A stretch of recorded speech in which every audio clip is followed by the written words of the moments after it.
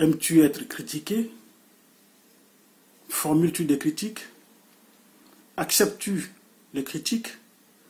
Comment vis-tu la critique? Comment conçois-tu la critique? On va en parler. Je vais vous donner mon point de vue après ça.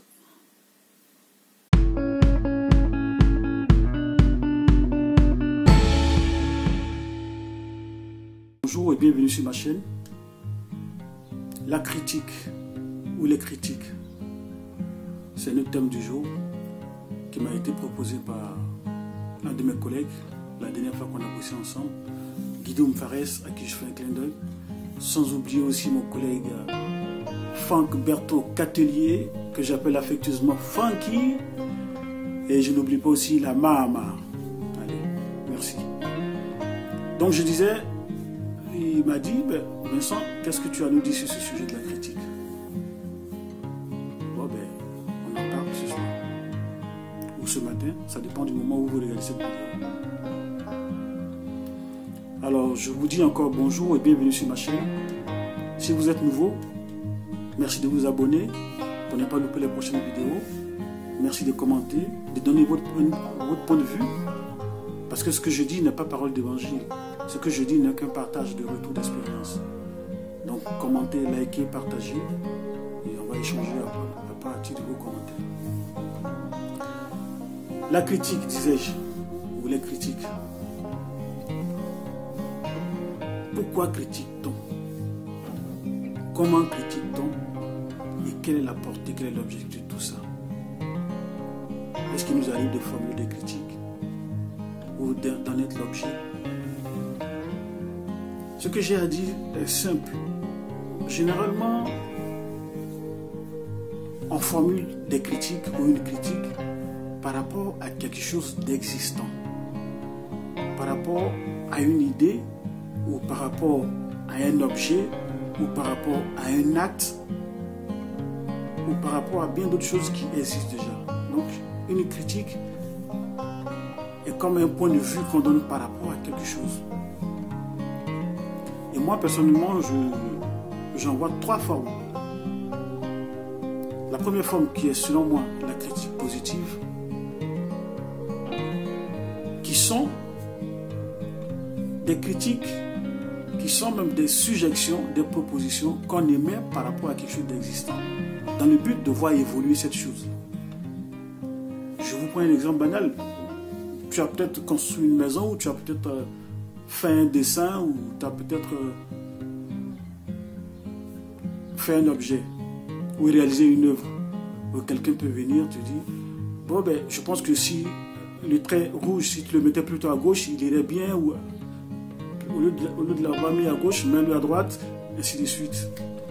Donc, on émet une critique par rapport à l'existant, parce que on veut voir la chose évoluer dans le bon sens, on veut voir la chose s'améliorer. Donc, la critique est aussi un apport d'idées, est aussi une recherche d'amélioration de ce qui existe déjà. Donc, on vient augmenter, on vient compléter ce qui existe déjà, dans le but de bien faire. Donc, moi, je classe ça sous la forme de la critique positive. Parce qu'à l'issue de ça, si celui à qui on s'adresse tient compte de la critique, il ne peut qu'augmenter. Il ne peut que s'améliorer, il ne peut qu'augmenter parce que un seul cerveau réfléchit, mais deux cerveaux réfléchissent encore mieux. Donc c'est un apport. Et tout apport est le plus souvent positif. Voilà ce qui me concerne pour la première critique. Le premier type de critique, qui est une critique positive. Et généralement aussi, le deuxième type de critique, que moi j'appelle une critique intéressée, c'est généralement ce qui se passe au niveau des politiciens.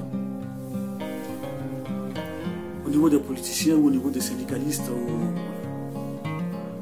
Parce que quelqu'un, à ce niveau-là, les gens émettent des critiques à l'égard de ceux qui sont haut placés, ou à l'égard des patrons, ou à l'égard des collègues d'autres dénominations pour pouvoir se faire remarquer. Il émet une critique pour pouvoir se faire remarquer.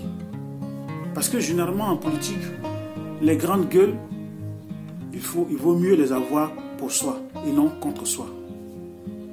Donc je mets une critique pour me faire remarquer, pour qu'on m'appelle, pour qu'on me repêche. Ouais. Donc si je suppose que l'autre est dans la mangeoire et que moi je suis dans l'opposition, je mets des critiques des critiques. Et l'autre est dans la mangeoire, je mets des critiques véhémentes. Et je me fais remarquer.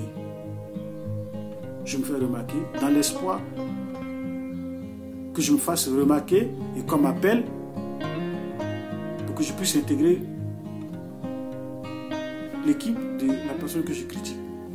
C'est pour cela que j'appelle ça une critique intéressée, parce que j'ai formulé la critique, mais en fait, c'est une manière pour moi de gueuler, pour me faire remarquer, pour qu'on me repêche.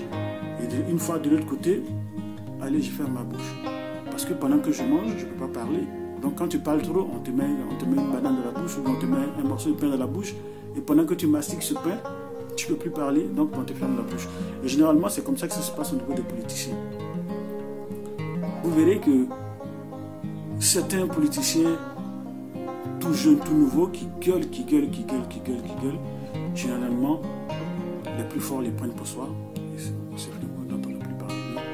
Vous ne les entendez plus gueuler parce qu'ils ont atteint leur objectif. Voilà pour moi le deuxième type de critique, qui est la critique intéressée. Bon, aussi la critique intéressée, ça peut se passer aussi dans les relations humaines. Hein. Moi, je peux critiquer quelqu'un, alors que dans le fond, c'est parce que je ne le connais pas, parce que je veux me rapprocher de lui, je veux qu'il m'appelle, je veux qu'il soit mon ami, voilà. Donc, je le critique dans l'espoir qu'il m'approche pour parler avec moi, pour savoir, oh mais mec, qu'est-ce qui ne va pas? Et puis, en parlant, bon ben, on va se rapprocher, on va devenir amis. Et la troisième critique, pour moi, c'est la critique vraiment négative. La critique qui n'apporte vraiment rien. C'est généralement pratiqué par ceux qui voient le négatif partout. Quand ce genre de personnes te critiquent, au-delà de ton action, c'est même pas ton action qui critique, mais c'est en fait ta personne qui n'aime pas. Donc leur critique n'est que le reflet du désamour qui te porte. Donc tu as beau agir dans le bon sens, ils trouveront toujours quelque chose à dire. Dans le but de te rabaisser, dans le but de te salir, dans le but de dire que tu ne vaux pas mieux qu'eux. Et ce genre de personnes, ce genre de critiques, il ne faut pas y répondre. Ce genre de critiques, il ne faut pas y répondre parce que c'est stérile, c'est inutile, ça n'a pas de sens. Quelqu'un va critiquer ton action, mais en fait, ce n'est pas l'action qui critique, c'est toi la personne qui critique. Parce que pour décrédibiliser une action ou une idée, il faut d'abord décrédibiliser le porteur de l'idée. Et une fois que le porteur de l'idée est décrédibilisé, c'est fini, le reste, ça ne va plus. C'est comme ça. Et c'est comme ça que certains grands comme Staline, ils opéraient. Les gars aussi disent, oui, ils opéraient comme ça. Quand tu émets une critique, tu poses une question. C'est un nazi, lui. Il a fait ça, il a fait ça, il a fait ça. Mais là n'est pas la question. La question se pose au niveau de l'idée qu'il a émise, de la critique qu'il a émise. Mais pour ne pas répondre à cette question, parce que sa critique est pertinente, on va d'abord chercher à le décrédibiliser. Et une fois que l'émetteur est décrédibilisé, le message n'a plus de sens. Et c'est comme ça que les gens procèdent. Au-delà de tout ça, au-delà des trois formes de critique que moi, je distingue, la critique positive, la critique intéressée, la critique négative, peux en avoir plusieurs. Juste dans le format des vidéos qui va tenir en 5-10 minutes, je suis allé à l'essentiel. Mais moi, personnellement, c'est juste pour vous dire que moi, ma position par rapport à ça, moi, j'aime la critique. J'aime la critique parce que la critique permet de s'améliorer. Pour moi, que la critique soit négative ou positive ou intéressée, je prends tout. Je prends tout parce que je m'aime. Je ne me prends pas la tête. Parce que je pars du principe que ce que dit l'autre, dans ce que dit l'autre, il y a toujours un élément qui peut être favorable pour moi. Je prends un exemple. Si on sait que dans notre groupe de réflexion, dans notre classe ou bien dans notre groupe, il y a 2-3 mecs qui émettent tout le temps des critiques, peu importe que ce soit des critiques négatives aussi, mais qui émettent tout le temps des critiques. Mais avant d'aller proposer ton projet ou avant de lui proposer une idée, au regard de leurs critiques futures ou de peur d'essuyer les critiques, tu vas t'asseoir et réviser ton projet, l'améliorer pour qu'il ne soit pas vraiment victime des critiques. Donc, eux, ils seront un peu comme les gendarmes sur la route. Quand on te dira, ah, il y a les gendarmes sur la route, tu vas faire attention et tu vas améliorer ta conduite. C'est en cela que je dis qu'en ce qui me concerne, les critiques sont bonnes à prendre. Pour moi, il n'y a pas de mauvaise, il n'y a pas de bonnes critiques. Elles sont bonnes à prendre. Même si elles viennent de mon pire ennemi, bon, j'en ai pas pour l'instant, pourvu que ça dure, ou qu'elles viennent de mon meilleur ami, il n'y a pas de mauvaise critique. Donc, n'ayez pas peur des critiques. Aimez les critiques, parce que les critiques vont vous faire vous améliorer. Aimez les critiques, parce que les critiques vont faire que vont lever un coin de voile sur certains de vos sujets, sur certains de vos actes que vous croyez bons ou irréprochables. Voilà ce que j'avais à vous dire sur ce sujet en ce qui concerne la critique ou les critiques.